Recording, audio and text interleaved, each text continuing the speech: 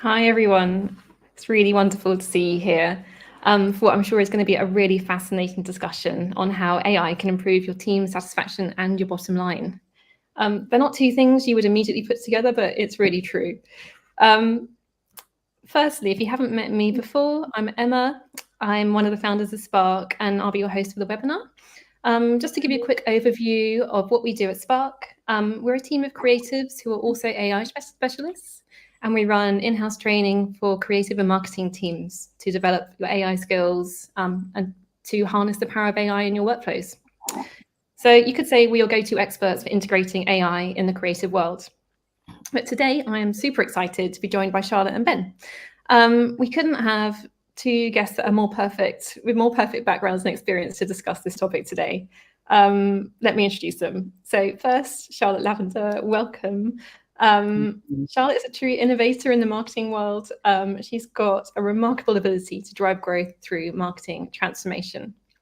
Charlotte's career spans some of the most prestigious agencies, Saatchi's, BBH, and Publicis, and she specializes in integrating digital, data, and AI capabilities into marketing functions.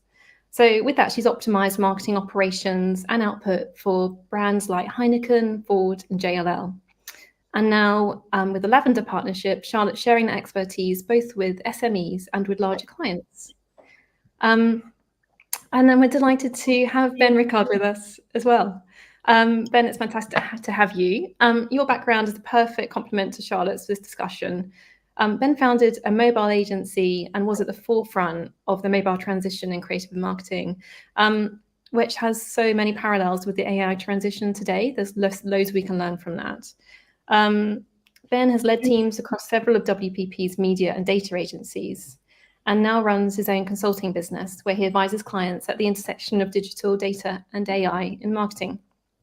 So with both Charlotte and Ben's complementary perspectives, we're going to have a really interesting discussion.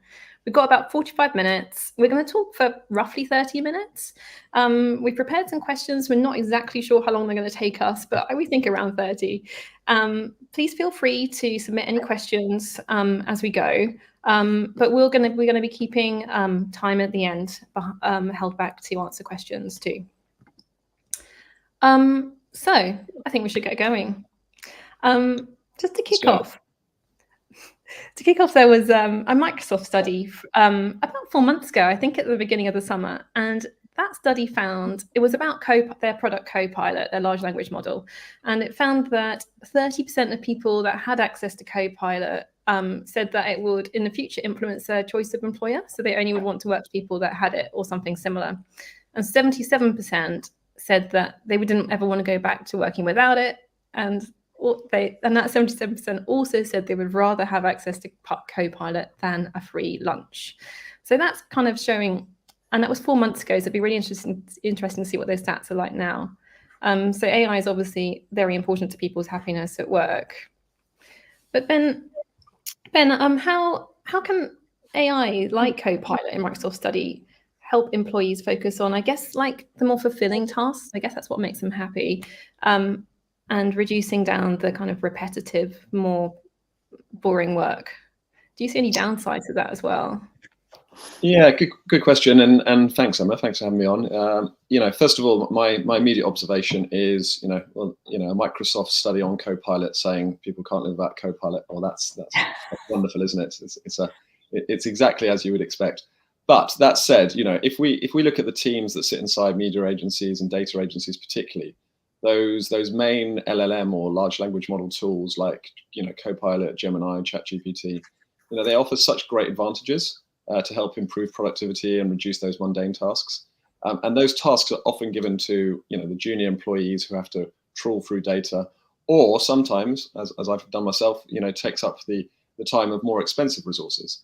And so there's definite tremendous advantage. If I look specifically at the media world, which I know pretty well, the ability for AI to undertake initial audience research or to summarize documents or to analyze data quickly, it's just going to save hours once that becomes normalized.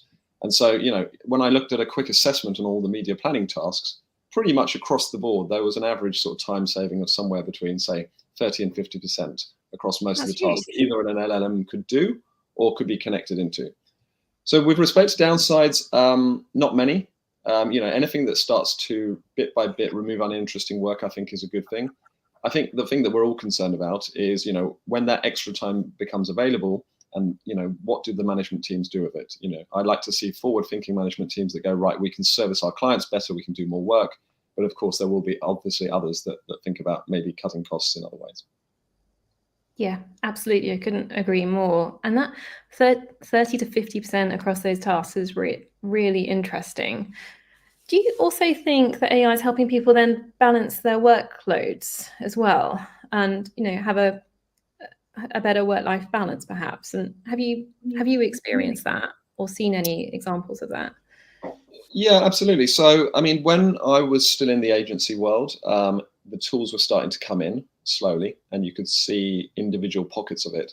But now, as I speak to more agency and marketing teams about their usage of AI, it's always welcomed.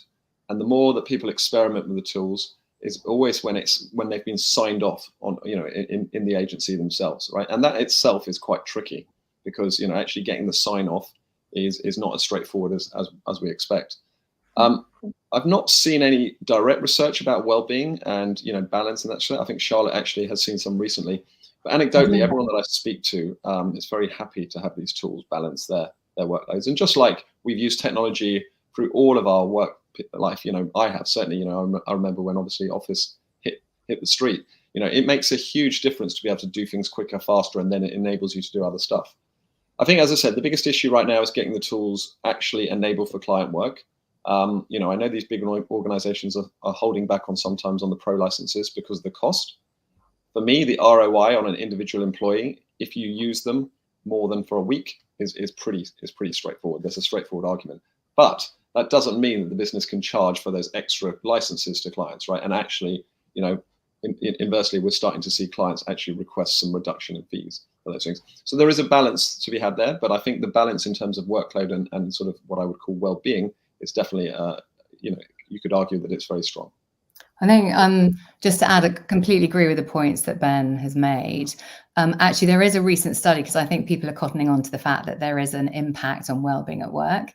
And HP have started to publish a work relationship index. So I think they did it for the first time last year, and the second year came out last month. So it's across kind of 15,000 countries. I think there are, 12 countries, 15,000 different companies, and then a selection of industries.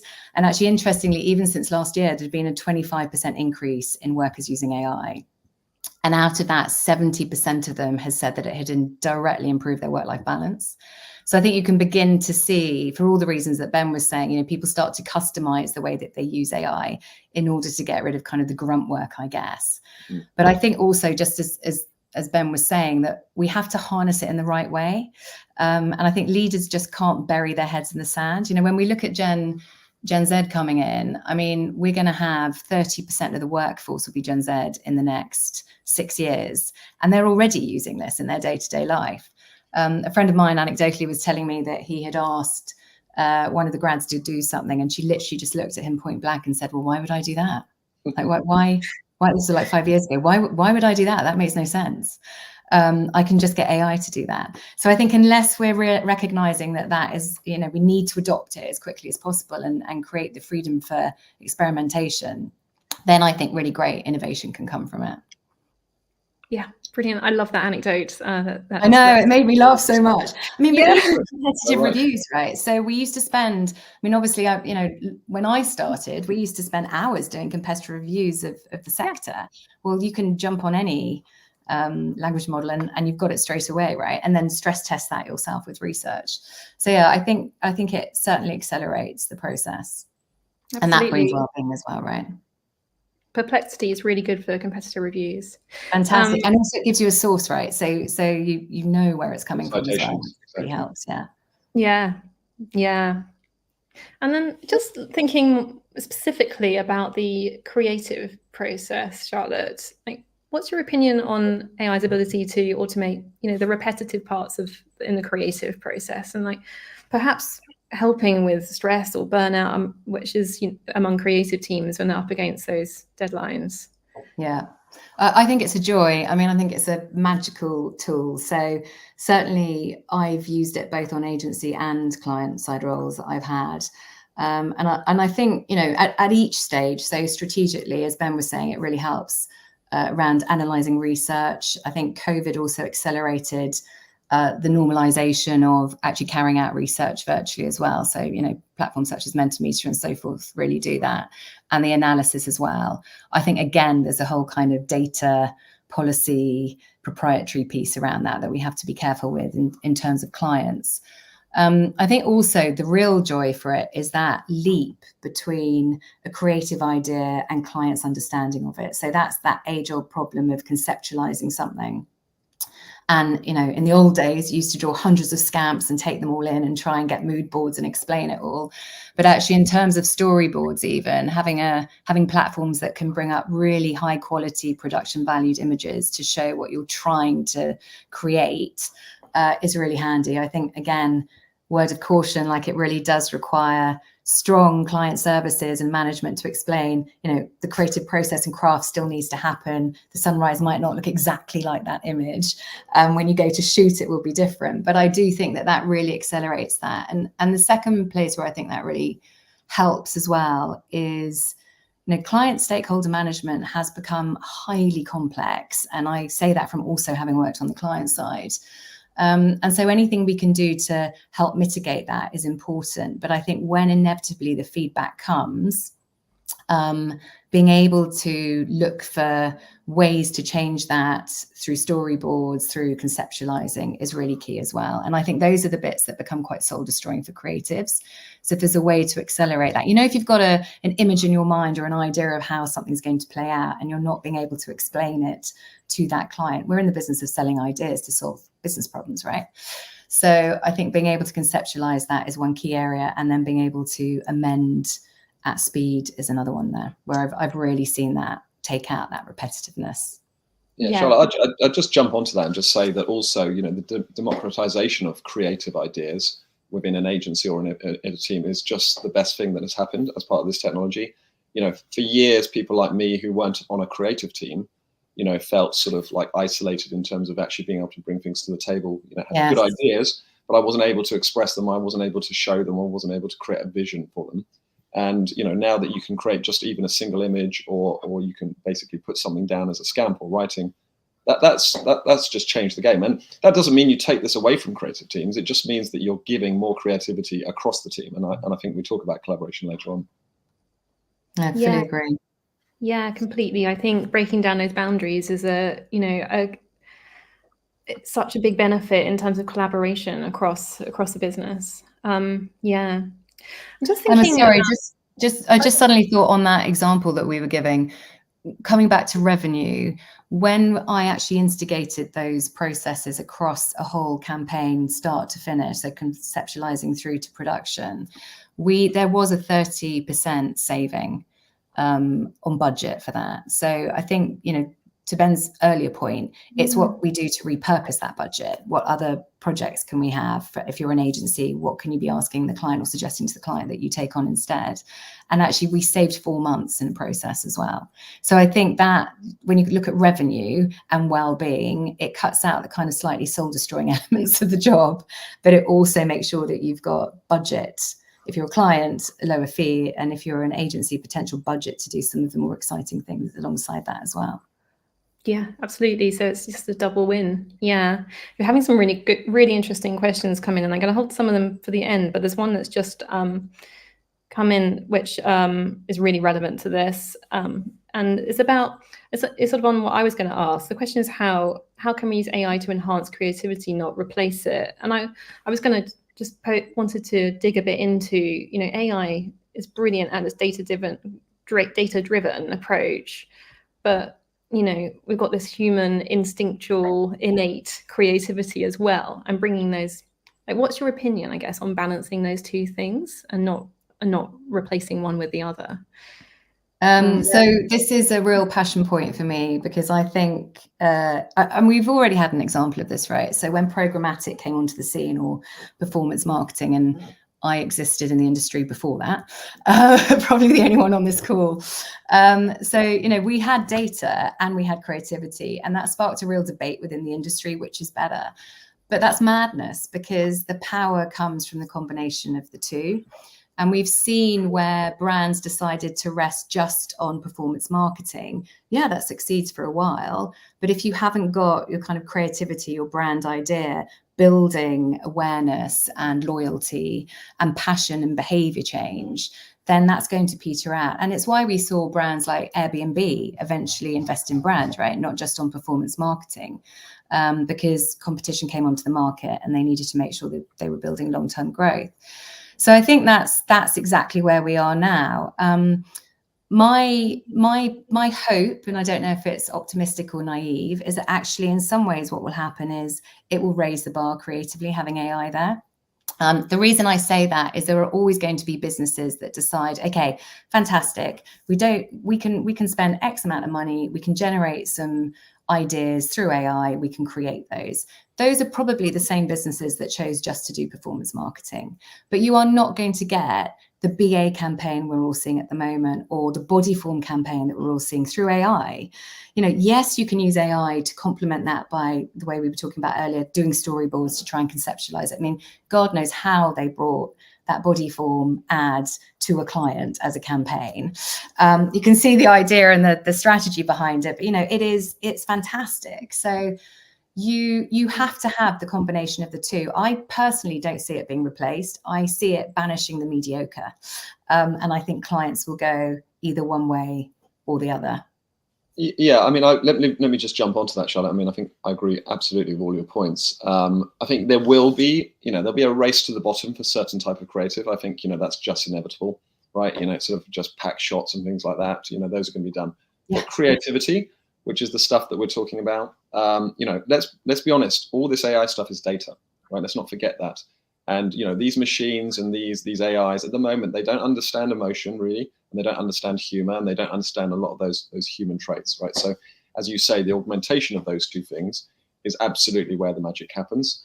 And what we're starting to see in design agencies and art directors and all these people, they're bringing people in that are AI trained, right? That have AI capabilities and can basically mix their portfolios with AI and also traditional art skills. And that's what people want, right? Because they want people to be faster. They want people to use the latest technology. They want people to have creativity inspired, but they don't want just a machine working in the corner. As I said, there'll be a very small percentage of the market that does that because it needs to knock this stuff out. Maybe, ironically, Charlotte, for programmatic advertising in some cases. But for the majority of really good quality, sort of what I would call design, artwork capabilities, it will be about enhancing, and superhumans will prevail. Really interesting. And I'm just got a question from Tabitha that's just has come in that I don't know if you guys can see it or not, but I will pop it on the screen. And while we're just talking about this, it's a really interesting point. Like, how can we help teams that are really protective about their creative process to then understand which parts of that process could be enhanced by AI or automated by it? I mean, do you have the quick answer is to take one of the Spark courses, right? Because that's basically. Well, yeah, exactly. I sort of remember that. But taking the promotion away from that, I mean, it is exactly about that. It's about understanding where the problems are, right? And the protectivity, and it's a natural behavior. People are worried and people are concerned, and I think we've got a question that we might talk about later on this point. So really understanding those concerns and opening them up, and then working through the best combinations of AI and human together is where we're starting to see actual teams flourish, and teams become less worried about these things, and teams to start moving in the right direction. That's what I'm seeing continuously. Those that are not discussing it, those that are pretending it's the elephant, it's the elephant in the room over there, and not having conversations openly about what they want to do with AI and how they want to change the business and how they want to change the client relationship. Those are the ones where there's going to be problems. Yeah. I think fully agree, and I think the key thing on that is transparency and demystification, because I think there is a fear, right? There's a natural fear highly respectful of the creative process. It's why I went, into the agencies that I went to, and there is a craft involved. And I don't see, I think when AI kind of first reared its head, there was this absolute fear that it was going to banish creativity. And I think, as both Ben and I have said, there will be clients that happens to, right? They will find an easier way to do it, but they're not the clients that understand the power of creativity to change behavior. They're not the brands that are going to drive social change. And I think we've got to recognize that will happen. I think if you've got organizations that still believe in creativity, you need to think pragmatically about where AI helps the process. It's about enhancing and augmenting. So there's a whole piece at the moment around, with research, do we create personas and research against those personas on AI? So you cut real people out of the process. Now, I vie on the side of, there is an integrity around research, and I think that's a step too far. What you can do is generate personas through the research that you initially do, the interviews that you have within the organization, the stress testing that against certain prompts or perspectives with AI. And I think that's what we've got to find. I think leaders, I keep stressing the point around leadership in answer to Tabitha's question as well. Leaders have to be clear and transparent about where they see the lines for AI. And maybe in your portfolio of clients, you do portfolio management. Here are the 6 clients that we know are always going to protect creativity, and for them we're going to use AI around conceptualization and around speeding up feedback. And here are the clients that we're having conversations with that we know are going to find a faster way to do this, and we could be part of that process. And I think just when I look back, when digital appeared on the scene, we used to have marketing managers come up and go, do something digital. I've just been given $1 million by my marketing director, do something digital. And you'd go, well, that's fantastic, but do you want wireframes, back in the day? Do you want a digital strategy? And nobody really knew. And so I think there's just to take a breath, and let's collectively in the agency with the creatives and with the clients work out what it is we want to get from that. And I think create a safe environment to do that, because I think that we need to take the fear out of it in order to really innovate, because it's a tool for innovation, right? And if you're creative, then that's exciting. And just on top of that, Charlotte, let's also learn the tasks that AI and the tools that AI is great for, and the ones it shouldn't be used for, right? We talked about this the other day, right? If you've got really good quality research about personas based upon customer interviews and detailed exploration of your brand, that's superb. That's been crafted. You've worked it through. Now you can use AI to come up with ideas to target those people, or you can use AI for tasks once you've got the original human crafted content. So if you go straight to the AI and ask it to just deliver your personas, you might sort of pick 1 or 2 out of there that could be quite right? But it's not going to have the context unless everything has been directly driven or trained particularly on your brand data. So know what to use, when to use it. And listen, that stuff is not straightforward. I'm still learning those experiences every single day. And so I think, brands quite understandably and agencies need a little bit of help in this space to be able to actually navigate what to use it for, when not to use it, when to use combinations of tools.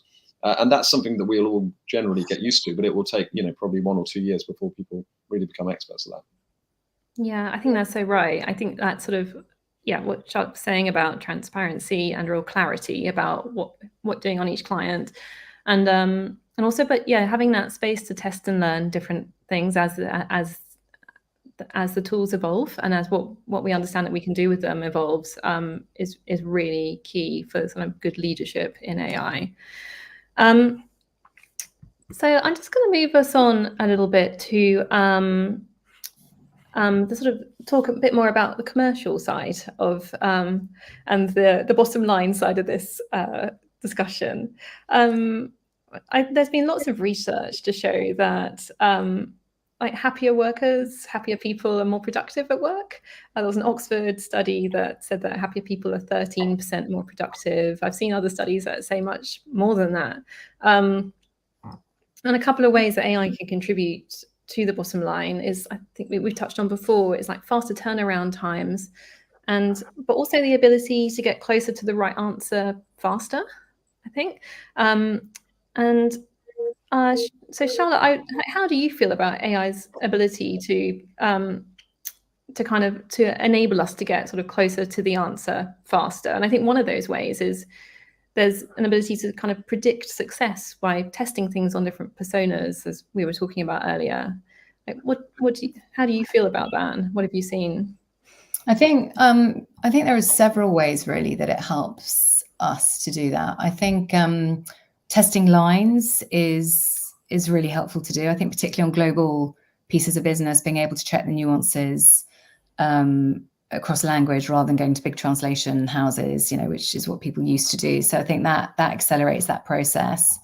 I think also actually one of the things I found really interesting was just going back to kind of, I guess, TV production, is that originally when digital arrived on the scene, because there are parallels here, I feel, we really struggled as an industry to find ways to produce digital content, because there was a belief, and again it goes back to that thing about creative protection and the artistry of it and the crafting, that unless you use the same production values that you would use for a 60-second TV ad, then how did you maintain that creative integrity? And it's only really recently, I think, that the big corporate agencies have found a different way to produce that content. So it's become a lot more agile, it's much faster, the production values are still high, but you could be doing it at 10% of the cost. So we turned out, for instance, 5 different video executions for the same cost as, well, actually it was 10% of the cost of one normal TV ad. So I think we've adapted as an industry to do that. And I think AI does exactly the same. It allows you to test that line at speed. It allows you to go and analyze the data from the research at speed. And I think with that as well, it relieves the pressure of creative teams so that they can really focus on the idea generation. I think we also have to be really clear in this transition, the value that the agency brings to the client if you're going agency side. So it doesn't mean that you no longer need an agency, but I think more than ever, certainly marketing agencies advise clients on their value proposition. What is it that differentiates you in the market? And I think the challenge for agencies is to make sure that they understand the pillars of AI that they as an agency are going to use, and therefore what is the value they then bring to clients, and to be really, really clear about that and intentional about that message to clients. Because what we don't want is the assumption that AI now covers it all, because it doesn't. It won't do that. Yeah, I think there's a really interesting thing going on here, and your parallels to sort of TV and digital and everything are so correct. For years and years, agencies struggled to charge for strategy and ideas simply because there was the ability to charge for production, right? That was something that we saw in TV. It's something we saw in digital. If you needed to make a whole set of ads, then that's where the money was made, and the strategy and ideas generally weren't actually valued in the same way. I think that's we're now seeing that flip on its head. The reality is that production costs have gone down, and there was a lot of wastage in those. I mean, I hear shocking stories about TV ads being, and I think they still are. They're sort of biked across town to be approved and stuff, right? These sorts of things are things that really have just the digital age, and now with the AI age and the ability to reduce production costs, production houses must be embracing those.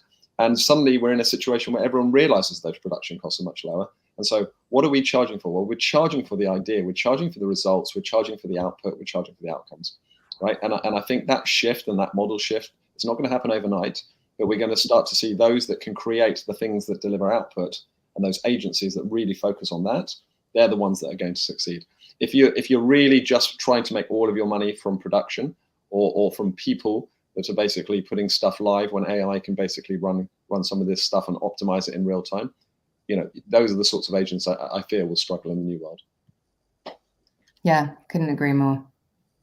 Brilliant. Yeah, I think that's a message that has definitely come through this conversation a few times. So yeah. So I'm going to bring us back now to looking at the happiness side, which is something I feel passionately about.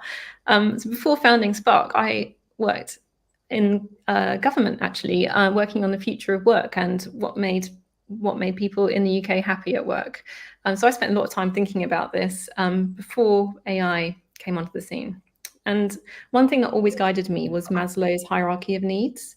And have a look. I'm sure most of you are familiar with that, but look it up if you don't. And it's really interesting in terms of when you think of it in terms of what makes people happy at work. Essentially, the pinnacle of Maslow's hierarchy of needs is for the individual to feel able to be like autonomous and to grow and to be able to advance and essentially be creative. And I think that's so interesting when you think about AI in creative and marketing teams. And I guess I'm really interested to hear from you guys as to whether you think AI can support us to be more creative, more autonomous, and to grow and to learn. Charlotte, what's your opinion? Yeah, absolutely. And I think again, it comes down to the leadership. I think there are kind of three real points around this, and I know we've touched upon them through this conversation, but I think we need to normalize it. We need to take the fear out of it, because one of the big parts of that hierarchy of needs is safety, right? You need to feel safe. Yeah, the foundation of it all. Yeah, you have to feel safe. Yeah. And I think when leaders say, go out and discover AI, that's not a safe environment. Like, what is our policy around AI? Where are the boundaries? And then when you have that, it's like a child, isn't it? If a child has a few set rules, and they know that they can play and experiment within that. And I think leaders need, first of all, to normalize it. They need to make sure that they have the knowledge. They need to arm themselves with the knowledge. They need to experiment themselves. And then they need to be able to set clear parameters. I think that creates safety. And then I think within that safety is the joy, right? The growth mindset that is in that hierarchy of needs, but also the joy of creativity and innovation. Because I think what we forget is, yes, AI will bring, or is bringing, efficiencies and effectiveness, but it's also a tool for innovation. You know, in the bigger world, we're seeing more mammograms being done, you know, and being able to kind of drive health and well-being. We're seeing intersections at crossroads, you know, traffic lights, collecting data and being able to create safer, easier roads to drive on. There are big things happening with AI. That's about innovation and creativity. And so I think we can absolutely fit into that hierarchy of needs if there is clear leadership, it's normalized, and we take the fear factor out of it. And then I really think the world's our oyster with this. I really do. Yeah, I mean, I agree. Look, the strategy of the leadership team is so important, and it has to be transparent. You know, if you've got a leader who's going out there saying, we are going to get more business, we are going to get more done, we are going to enhance our clients' work, and that's the messaging. And I want everyone in this business to be trained on AI as a minimum level. And, you know, you're putting in these places, these workflow capabilities. That's great. If you're not having those sorts of conversations, and you're talking to your CFO about, oh, this is an opportunity to slice cost, you know, that's not what you want. That's the problem. And that's when things start to, you know, as you said, Charlotte, that's the sort of environment of fear, and people start look around, and then the culture disappears, right? So you've got, this is a people change management thing, ultimately. Yes, it's being driven by technology. We've seen it before. It's about change management. It's about people. So actually, we're starting to see chief people officers. We're starting to see, you know, people teams really, really lean into this, because ultimately a lot is going to lean on them. It's not just going to be about the IT teams implementing, you know, Copilot across the business. It's going to be about those change management and people teams. So I think there's a huge opportunity there if you send the right message organizationally. I think back to your point, Charlotte, around creativity. I mean, everyone is different, but I know from my own experiences that, you know, that joy, and I love that expression, the joy of creativity, right? The fact that you basically are using these tools to get ideas, to think about things, and then that sparks something else, and then that sparks something else, right? That's exactly how, you know, we should be working. We shouldn't just be working to something on a Word document and going down. We should be having someone there that can help us, inspire us, and stimulate us. And stimulation has always been a part of creative briefs and media briefs, right? And so I think, you know, those are the sorts of tools, particularly in our industry, that are just going to, I really do hope sincerely that, you know, are going to make a huge difference to creativity. Yeah, I completely agree. I had someone describe it as AI is bringing back like the childlike joy, the childlike excitement. And absolutely it is. It's seeing how we can do things differently and in ways that both have better creative outputs, but also you can use AI to kind of augment the things that you as an individual find most challenging as well. It's not just looking at the creative process. It's as your personal approach to is really, really exciting. Alex has put in the comments that the other aspect is the trust that leadership give as well as the space to learn and not just telling people to go and sort it out themselves. And it's so important. And I think, that's why at Spark we work with leadership teams as well as working with whole creative teams to help leadership teams develop what their vision, and they're getting clarity on how they want to use AI in their agency. I think that's... Oh, sorry, Charlotte. Sorry, just on that. I think that's a really important point that Alex has made. And I think also leadership need to reward and recognize experimentation, not just success. Yeah. So, if there's been experimentation and something hasn't worked so well, then okay, let's share that as an organization and understand where we can use that tool better, or why could we have used our experience differently around that tool, or talk to the client about it in a different way. And I think with that, with those kind of clear boundaries of where usage is, it's not then leadership walk away. They have to be involved and celebrate the success and the failures, which help us learn, right? Yeah. They're the most important part of it. Yeah.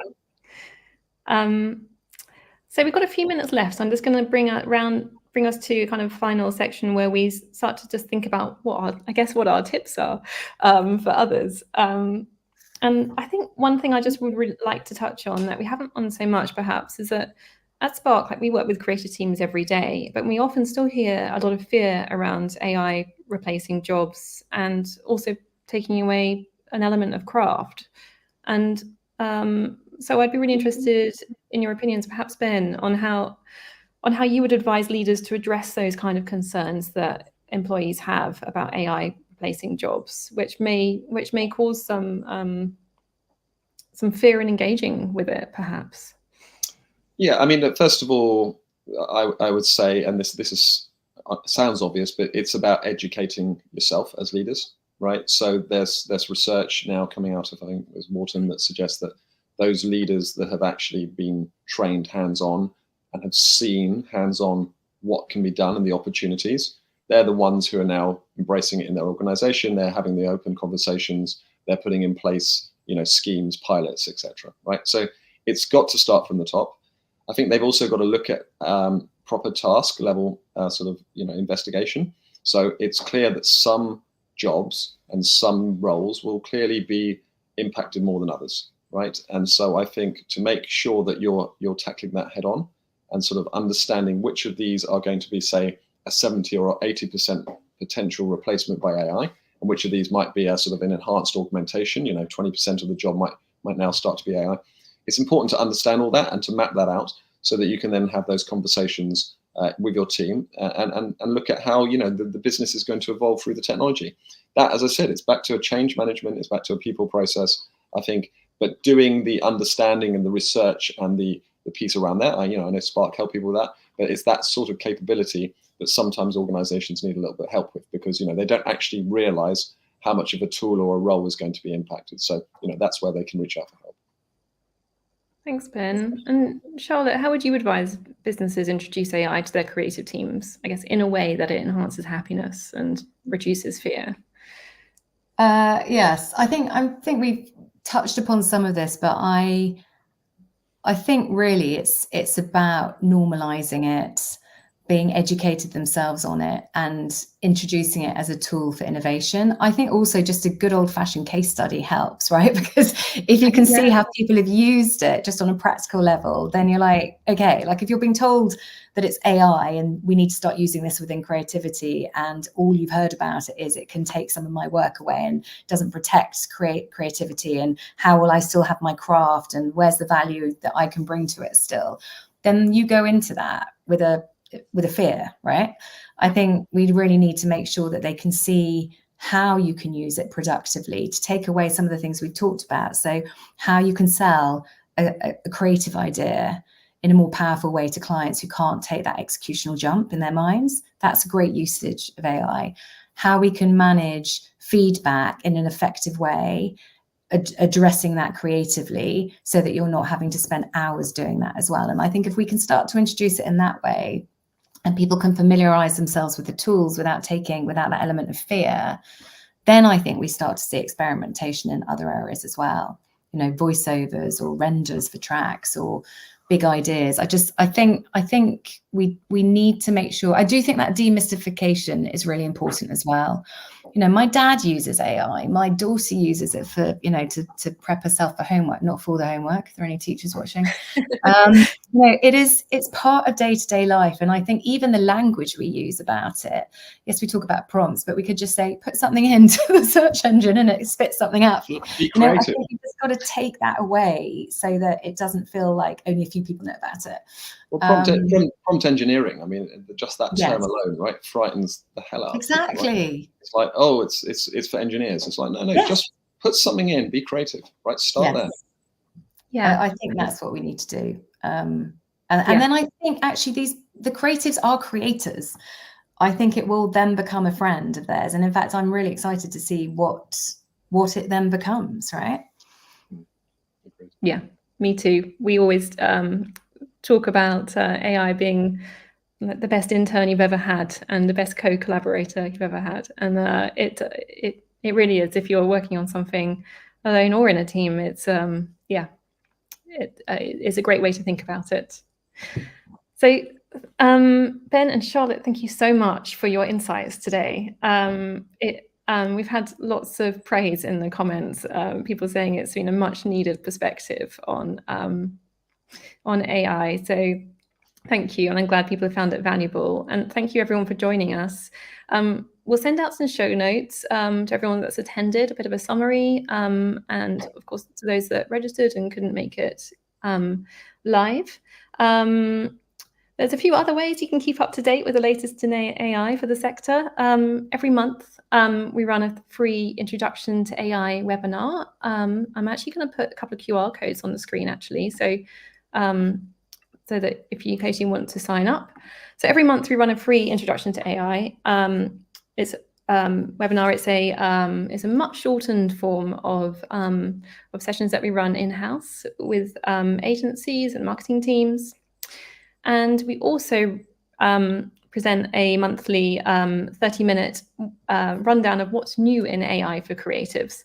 And that's like all the very latest news, latest techniques, our thoughts on real AI campaigns out in the wild. And two ways to keep up, to get ready to find out when the next ones are, is either sign up for our WhatsApp community. We'll just ping you and let you know that we've got an event coming up you might want to join, or sign up for AI Intelligence, which is our bi-weekly email that is curated specifically for creatives and marketeers. No salesy stuff in those at all, just lots of valuable content. Great, let me take that down. So our next deep dive discussion like this will be on the changing relationship between the client and the agency, which I think will be super interesting as well. Certainly. So, yeah, looking forward to that. Great. And with that, thank you so much, everyone. Thank you, Charlotte. Thank you, Ben. Thanks, great conversation. Yeah, really great. And we hope to see everyone listening next time. Thank you. Thanks, Emma. Bye.